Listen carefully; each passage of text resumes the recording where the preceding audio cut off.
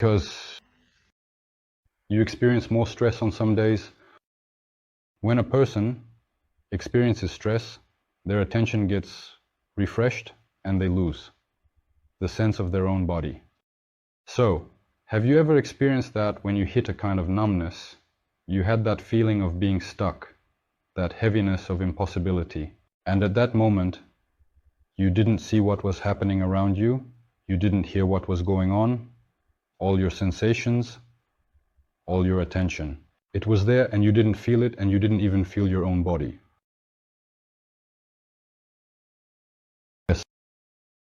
Yes, or exactly.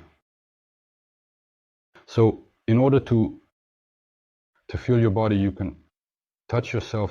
For example, to feel that you have a body, that you have breath, that is some moments. For example, when you realize that you can't switch into that mode, to step aside so that no one hears, and then see what you can get from it. That is to regain control over your body, to feel it a little. Sometimes it indeed happens that stress can paralyze a person. So, the diaphragm gets tense. The breathing also becomes restricted, and a person doesn't realize that they have shallow breathing. Often, it happens that a person enters a conversation already with shallow breathing. So he got to the point where he was only breathing from the lower part in his body, let us say. A little bit. Not fully in the chest. Deep breathing boosts brain oxygen, shallow breathing limits. Intentionally, to saturate your body with oxygen and to fill your brain with oxygen. Because when a person breathes shallowly, it leads to hypoxia, oxygen deprivation, which also affects the brain. And that's stress for the body.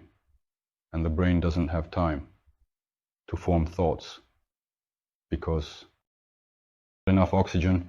And speech is indeed the highest activity, which is extremely energy consuming. I mean, it consumes an enormous amount of energy, so it seems to us that we are just talking. And our brain consumes about 20 to 40% of all the energy we have in our body because it's complex. This is the control center for our entire body, so it's also important to saturate your body with oxygen before a dialogue. So, for example, if you realize that you're breathing shallowly, and then you'll feel how much easier it has become for you, how much calmer you are, much more. Because when there's frequent shallow breathing, it creates stress in the body, a light stress. And when this happens constantly, a person adapts to it and doesn't even notice it anymore. You know, what can you compare this to? When a person, for example, is constantly tense, all his muscles are kind of tense, and after a while he doesn't notice how he raises his shoulders, and he thinks that he's relaxed. So he doesn't notice how he there's tension in the muscles. And when you tell that person relax, they go like, I relaxed, but you can see that his shoulders are raised and he doesn't notice it. Here, you just need to feel for yourself that there are things, chronic tensions from prolonged experiences. When a person feels constrained, they think they're relaxed and that everything is fine, but in reality it's not. Need to feel these tensions in yourself, both muscular and the fact that you're breathing very shallowly, because when you breathe deeply, you move more. Because when you breathe deeply in a relaxed manner, you move more, and therefore you're more visible, and the body under stress. Some people try to freeze, they can't be seen. There's no factor of movement as it doesn't have eyes, it doesn't understand all is well. Our body lacks eyes to see that all is well. If we perceive a threat, the body adapts. He doesn't understand that everything around is fine. So, if we see some kind of threat and perceive it with our consciousness as a threat, the body starts to adapt to it. It starts to tense up. To this, he starts to tense up. He doesn't understand that you have a regular conversation with that person who doesn't want to kill you, for example. But the body thinks differently and triggers processes either to run away or to defend itself. So the breathing gets tight, the diaphragm tightens, and the abs tense up. That's because something might come flying at you. To protect the abdomen, the abdominal muscles tense up, like a shell. And you need to catch it. The things that your body creates along with your psyche, which has accumulated a lot of baggage before this. Negative experiences. That's what you need. Attention is a very valuable tool. Sometimes it can be compared to something. So let's just imagine that you have a mug of tea. There's a sugar bowl half a meter away from you. So you take a spoon. You need to add 3 spoons of sugar to your tea. You reach for the sugar bowl. You take the sugar and carefully bring it to the cup so you don't spill it. You put the sugar in once, then you reach again, and that's how you do it. It's an action done 3 times, a very complex action, but paying attention to how you do this, and a thought might come to you. Oh, what I'm doing this. Why? Can't I just take the sugar bowl and put it next to me? This way will be more convenient, and you'll feel that your previous actions, they were foolish, meaning you did them many times but just didn't pay attention to it. Attention. And here you paid attention to it, and indeed realized the futility of your actions and understood that, oh, well, it can be done more easily. What am I doing? An idiot? Yes. Piecework pay is the most effective because it makes a person start using their brain. So he's not interested in working by the hour, he's interested in getting it done quickly, with quality, so there are no complaints about it. And the brain starts to engage. How can this process be optimized? To speed it up, make it more economical, so there are fewer defects. And in that case, yes, it's effective. But working by the hour, well, you can have some tea, relax a bit, yeah. Mental laziness kicks in. By the way, about mental laziness, let's talk to you too. Filler words, swear words, for example. Curse words. Well, like fig, damn, and so on. Because during speech, in our conversations, we often need to rapidly and efficiently pull out words. And it's much harder to do this under stress. And if you develop this new habit of calling things by their names and not substituting them, it will make the structure of your brain more complex. And the neurons that are activating in you right now will start to form stronger connections between them. And speech, as the highest form of intellectual activity, will become more firmly established in your brain. You can record yourself.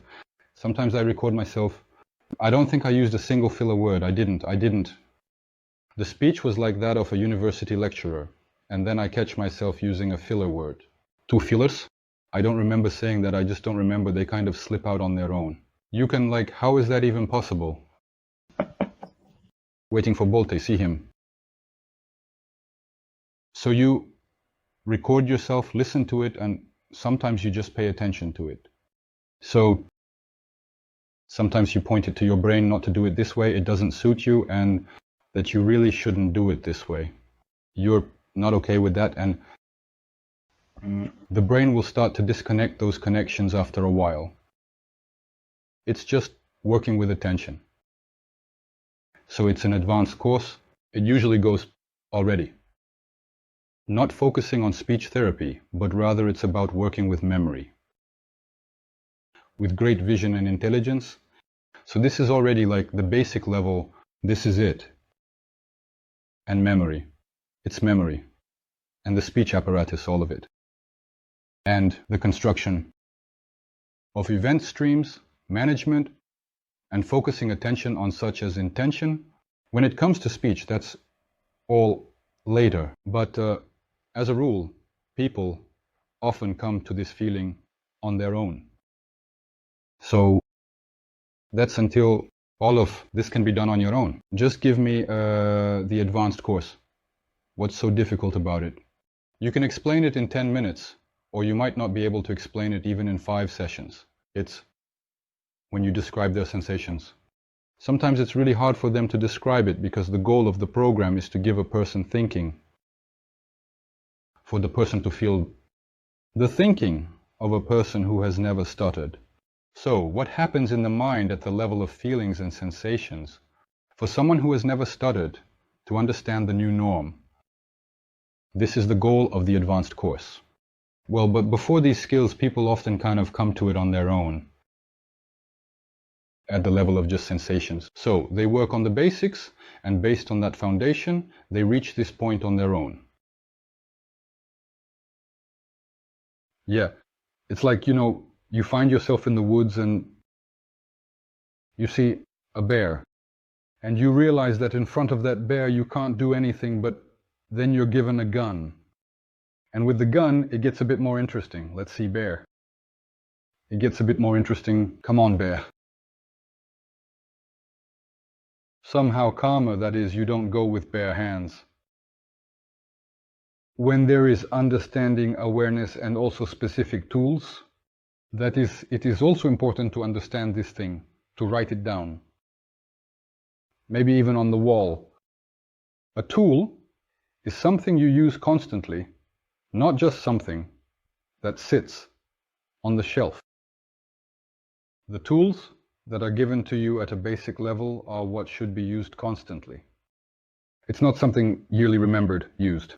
You put it down and remember it once a year. So a tool is something you use. When you use it, after a while, it already, from the level of the head moves to the level of feelings and sensations, because we are so, throughout our lives we've learned to master, for example, our fingers, so we can just, in an instant, make all sorts of different movements with them. We don't consciously think, okay, now I'm going to raise my index finger, and then the index finger, and, for example, the ring finger. We don't think like that. We just do it on a sensory level. For example, the ring fingers, so we don't think like that. We just do it on a sensory level. And when we do this, we don't feel like we might not achieve success in any way, meaning there's not even a thought that something could go wrong, that a finger might suddenly not bend. That is, I don't even have such a thought. I'm doing it. I want it all. I express my will. I control my fingers. And the sensations I experience come with that awareness. They are one, and the impulses travel very quickly, creating a strong connection between the psyche and physiology. So we are like one whole. And if, for example, I might suddenly want to make my fingers bend and do it with my own, a special state to make my fingers bend, certainly, and to do it with my own. What are these things called? If I touch the outside of my palm with my nails, I'll feel the complete inadequacy of what I want to do. And I won't do it, meaning it's just the brain. It will block that sensation on a sensory level as if it's completely impossible. And I won't do it either. What can this be compared to in terms of speech? If suddenly I have the thought, in 1 second to say 200 words, my brain, and I'll feel that it's somehow wrong, that it's inadequate, and I won't do it or even try. And sometimes it happens that under stress, a person just really wants to spill out 1 billion words, to say everything in 2-3 seconds, to rush to say everything so as not to stumble, not to freeze up, to get it out of myself as quickly as possible, and that's it. Not being tied to speech, just like that, a hook, and that's it. It's when the speech apparatus receives more than 2 instructions at once, it gets squeezed in a vice. And that's it. And that's a normal reaction. But by developing sensitivity to your speech apparatus, you start to realize right at the onset that you want to do something silly, something unclear, and you'll stop yourself. And once you've rebooted, you'll be able to do it properly. But at the same time, you need to understand that what I'm doing is just silly. How can you say for example, to conduct a briefing in 1 minute? A briefing, for example, for the personnel. But if it's impossible to do, no matter how much you want to, that's why the level of sensitivity is very important, and it determines when you will say something. And when you realize that you physically won't be able to say it, you won't blame yourself for it. Because you understand that in this situation, no one would be able to say, if you caught a panic attack, and when something isn't working for you, it's important to pay attention to that moment. You are not doing. This is an action of slowing down. It's not about resisting yourself, because you actually want to say it quickly. But a part of your consciousness is holding you back. So you are essentially fighting with yourself. When you are fighting with yourself, you don't allow yourself to be yourself, because you are in conflict with yourself. This very subtle things, this also needs to be understood. When you are fighting with yourself, you can't be yourself. So you slow down. Not because you are resisting yourself, but because you see all the inadequacies, this chatter. So you feel that you don't need it, meaning your psyche, under stress and based on old memories, wants to just spill everything out and move on. You look at it and realize that there is me, and then there is our body. Our psyche, the psyche, is a tool through which our will passes and transforms. And with the help of a specific thought, we feel something, but it's not the psyche. The psyche is, it's a very subtle thing, but it's not us. That's also subtle things from the advanced course. So when I look at myself and feel that urge to say something quickly, I slow down. But now it's by my own will. You understand that I'm going to start rambling now. If there are orators, that person might not understand me. So I actually thought, it's uncomfortable for me. It's just physically uncomfortable to ramble like this. So I will slow down by my own will, without resistance, without fighting with myself. It's not like I'm rambling and thinking, oh, I shouldn't hold myself back. I should speak slower. To speak in pauses, meaning the impulse is there to ramble, and in doing so, you hold back that impulse, and that impulse doesn't stop, meaning there's a constant struggle. So in this struggle, you will lose in any case. And it needs to be done in such a way that this decision slows down during the rehabilitation stage. The more words, the better, but in some emergency situation, you shouldn't torture yourself because of that. Anyway, some kind of failure is perceived painfully, one way or another. That's just how it turned out, so the more positive experiences you have, the better. But again, you shouldn't be afraid of these mistakes. These mistakes, something like that. So, you need to maintain a balance here, that is. After all, our wisdom isn't something that's just positive. Plus, it's not just something with a negative sign, it's always somewhere in the middle. Life isn't black and white, it's more of a gray area. That's it.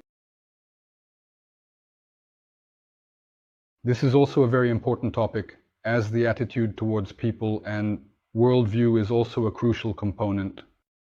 Because often and sometimes people who stutter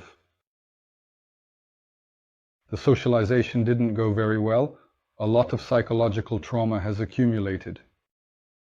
And the attitude towards people can sometimes be very nightmarish. When a person experiences pain from interacting with others for a long time. He can cross that line when he starts blaming everyone around him for his misfortunes. It's that the parents couldn't find some kind of specialist, or the specialists were constantly bad.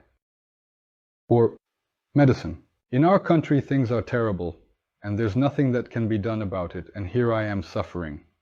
And that's when the blame game starts, you know? The person feels sorry for themselves but blames everyone else.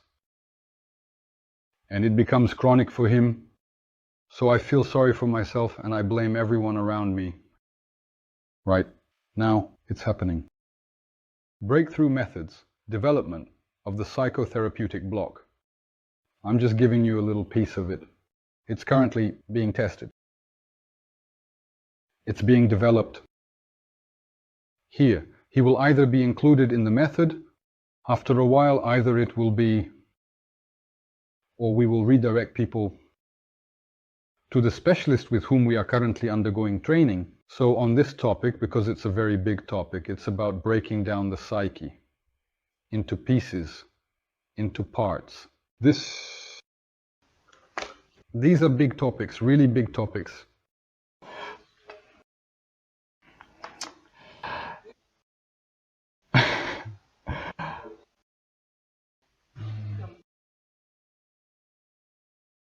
Well, what are some basic things? We will be implementing it because sometimes even this can be enough for people to get by. Tire change is easy. For example, you just know how to change the wheels on a car, and that's enough for your happiness. And it's another thing to spend a lot of time trying to understand how to repair the engine itself. So, do you even need to get involved in this at all? Simpler at the service center. We get this done service center. Well, all right then.